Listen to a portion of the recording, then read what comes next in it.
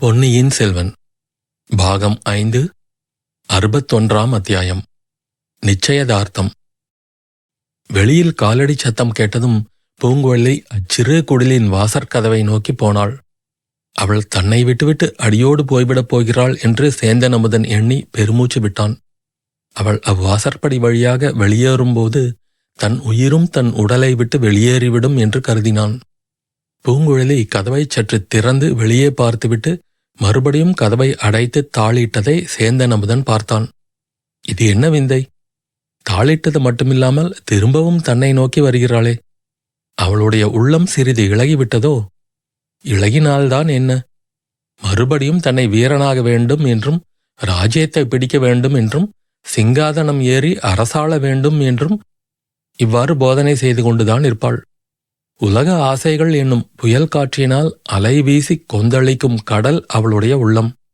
சிவபெருமானுடைய பக்தியில் திளைத்து அமைதியுற்றிருக்கும் இனிய புனல்வாவியை ஒத்தது தன் மனம். அதில் எழுந்த சிறிய கொந்தளிப்பு இவளால் நேர்ந்ததுதான்.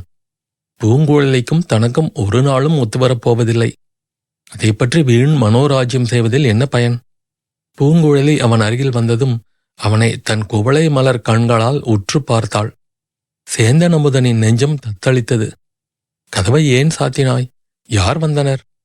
ஒருவேளை அம்மாதானோ என்னமோ என்றான் அமுதன். யாராக இருந்தாலும் சிறிது நேரம் காத்திருக்கட்டும்.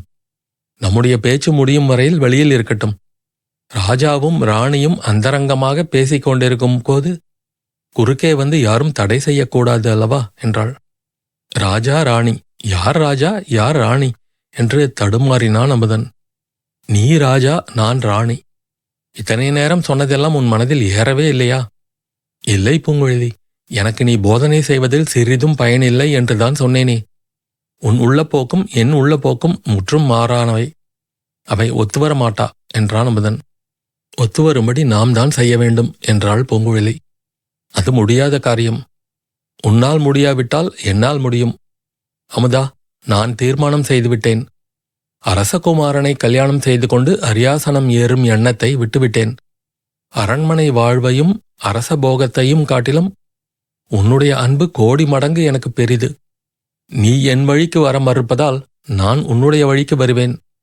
உன்னையே நான் மணந்து கொள்வேன். சேந்தன் அமுதன் பரவச நிலையை அடைந்தான். பூங்குழலி, பூங்குழலி, எனக்கு இப்போது சுரம் அடிக்கவில்லையே. நான் கனவு காணவில்லையே. இப்போது நீ சொன்ன வார்த்தைகள் என் காதில் தவறாக விழவில்லையே. நான் தவறாக பொருள் கொள்ளவில்லையே என்றான். இன்னொரு தடவை சொல்கிறேன், கேள். நீ என் வழிக்கு வர மறுப்பதால் நான் உன்னுடைய வழிக்கு வர தீர்மானித்து விட்டேன். உன்னையே நான் மணந்து கொள்வேன். என் பெரிய அத்தையின் வாழ்க்கையைப் பற்றி நான் அறிந்து கொண்டிருந்த விவரங்கள் என் உள்ளத்தில் வீண் ஆசைகளை உண்டாக்கியிருந்தன. நியாயமாக அவள் சிங்காதனத்தில் வீற்றிருக்க வேண்டியவள் என்று அடிக்கடி எண்ணியதால் நானும் ஏன் சிங்காதனம் ஏறக்கூடாது என்ற ஆத்திரம் எனக்கும் உண்டாகிவிட்டது. என் அத்தை கொலைகாரனுடைய வேலினால் மரணம் அடைந்த போது என்னுடைய ஆசையும் மடிந்துவிட்டது. அரண்மனையில் வாழ்கிறவர்கள் படும் அவதிகளையும் வேதனைகளையும் அறிந்து கொண்டேன். அலைக்கடலில் படகு ஓட்டிக்கொண்டு ஆனந்தமாக கழிக்கும் வாழ்க்கைக்கு அரண்மனை வாழ்வு ஒரு நாளும் இணையாகாது என்று அறிந்தேன். அமுதா, உனக்கு உடம்பு சரியானதும் இருவரும் கோடிக்கரை செல்வோம்.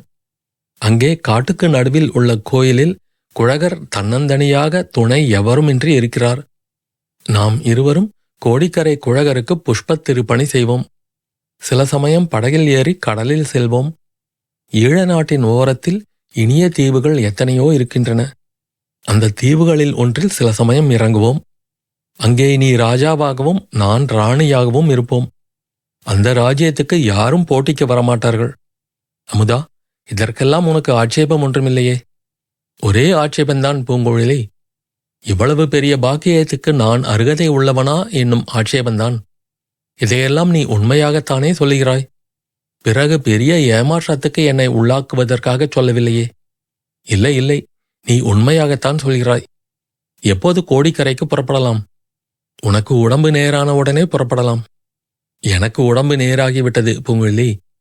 நான் வேணுமானால் இப்போது எழுந்து நடக்கிறேன், பார்க்கிறாயா என்று கூறிவிட்டு சேந்தன் அமுதன் எழுந்திருக்க முயன்றான்.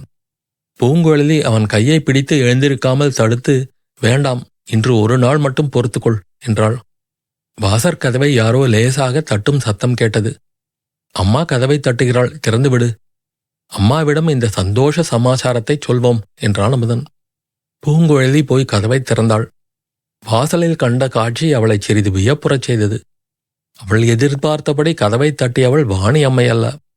அரண்மனை சேவகன் ஒருவன் கதவை தட்டியிருக்க வேண்டுமென்று தோன்றியது. கதவு திறந்ததும் சேவகன் ஒதுங்கி நின்றான். அப்பால் செம்பியன் மாதேவியும் இளவரசர் மதுராந்தகரும் நின்றார்கள். இன்னும் சிறிது தூரத்துக்கு அப்பால் பல்லக்குகள் 2 இறக்கி வைக்கப்பட்டிருந்தன. சிவிகை தூக்கிகளும் காவலர்களும் மரத்தடியில் நின்றார்கள். அவர்களில் ஒருவன் பிடித்துக் கொண்டிருந்த தீவர்த்தி வெளிச்சத்தில் இவ்வளவு காட்சியையும் கண்ட பூங்குழலி செம்பியன் மாதேவியின் முன்னால் தலை வணங்கி கும்பிட்டு, தாயே வரவேண்டும் என்றாள். உன் அத்தை மகனுக்கு உடம்பு எப்படி இருக்கிறது பூங்குழலி? வாணியம்மை எங்கே என்று கேட்டுக்கொண்டே மழவரையன் மாமகளாகிய முதிய எம்பெருமாட்டி அந்த குடிசைக்குள்ளே பிரவேசித்தாள். மதுராந்தகன் வெளியிலேயே நின்றான். ஆனால் அவனுடைய குரோதம் ததும்பிய கண்கள் ஆர்வத்துடன் குடிசைக்கு உள்ளே நோக்கின. வருகிறவர் சிவபக்த சிரோமணியும் தங்களுக்கு மானியம் அளித்து காப்பாற்றி வருகிறவருமான செம்பியன் மாதேவி என்று அறிந்ததும் சேந்தன் அமுதனும் எழுந்தான். தாயே, நல்ல சமயத்தில் வந்தீர்கள். முதல் சந்தோஷமான செய்தியை தங்களிடம் தெரிவித்து ஆசை பெறும் பாக்கியம் எங்களுக்கு கிட்டியிருக்கிறது. சிவபெருமானுடைய திருவருளாலேயே இது நடந்திருக்க வேண்டும். இன்னும் என் அன்னையிடம் கூட சொல்லவில்லை. அன்னையே, இத்தனை காலம் கழித்து பூங்குழலி மனமிறங்கி என்னை மனம் புரிந்து கொள்ள இசைந்திருக்கிறாள். தாங்கள்தான் கூட இருந்து எங்கள் திருமணத்தை நடத்தி வைக்க வேண்டும். நாங்கள் திருமணம் செய்து கொண்ட பிறகு கோடிக்கரை குழகர் கோவிலுக்கு போய் அங்கே பூமாலை கைங்கரியம் செய்ய எண்ணியிருக்கிறோம் என்றான். செம்பியன் மாதேவியின் முகத்தோற்றம் இச்செய்தியினால் அந்த மாதரசி மகிழ்ச்சி அடைந்தாரா கலக்கமடைந்தாரா என்பதை தெரிந்து கொள்ள முடியாமல் இருந்தது. அவருடைய இதழ்களில் மகிழ்ச்சி புன்னகை தோன்றியது. ஆனால் கண்களிலோ கண்ணீர் ததும்பி நின்றது. அமுதனும் பூங்குழலியும் அவர் முன்னால் வணங்கியபோது மாதரசி தழுதழுத்த குரலில், குழந்தைகளே, இறைவன் அருளால் உங்கள் இல்வாழ்க்கை இன்பமயமாக இருக்கட்டும் என்று ஆசி கூறினார். அந்த சமயம் வாணி அம்மை அங்கு வந்து சேர்ந்தாள். அவளிடம் செம்பியன் மாதேவி சமிக்ஞையினால் அமுதனுடைய உடம்பை பற்றி தெரிந்து கொள்ள வந்ததாக கூறினார்.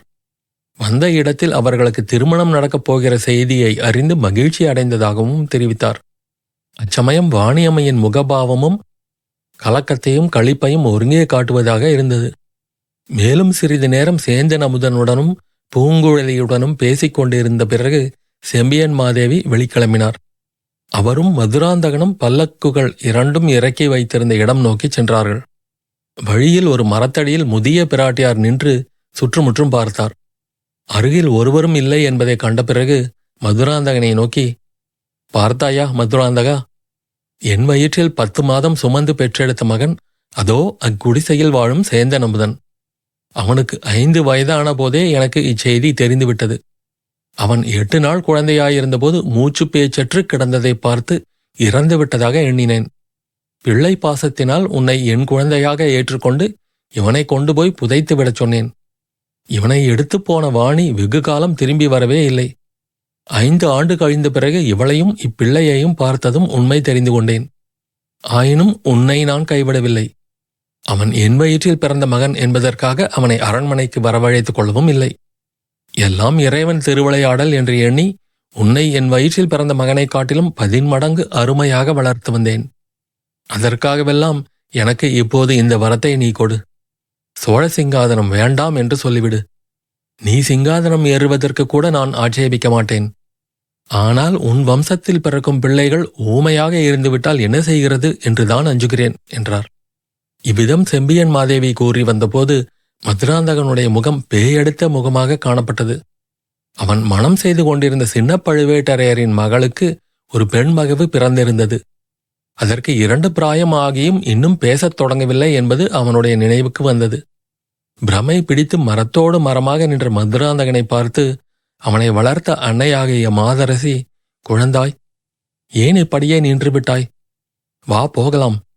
அரண்மனைக்கு போய் நன்றாக யோசித்து நாளைக்கு பதில் சொல்லு என்றாள். மதுராந்தகன் தட்டு தடுமாறி, தாயே, யோசிப்பதற்கு இனி என்ன இருக்கிறது? ஒன்றுமில்லை. தாங்கள் போங்கள். என்னுடைய இடத்தில் அரண்மனையில் வளர்ந்திருக்க வேண்டிய தங்கள் குமாரனிடம் சிறிது பேசிவிட்டு பிறகு வருகிறேன் என்றான். அப்படியே செய். வரும்போது பல்லக்கின் திரைகளை நன்றாக மூடிக்கொண்டு வா. கொடும்பாளூர் வீரர்கள் உன்னை பார்த்துவிட்டால் ஏதேனும் கூச்சல் போட்டாலும் போடுவார்கள் என்று சொல்லிவிட்டு அம்மாதரசி மேலே பல்லக்கை நோக்கி நடந்தார். மதுராந்தகனுடைய முகம் முன்னைவிட குரோதமும் மார்ச்சரியமும் நிறைந்த பயங்கர மாறுதலை அடைந்ததை அப்பெருமாட்டி கவனியாமலேயே அங்கிருந்து சென்று விட்டார். அத்தியாயம் முடிவு.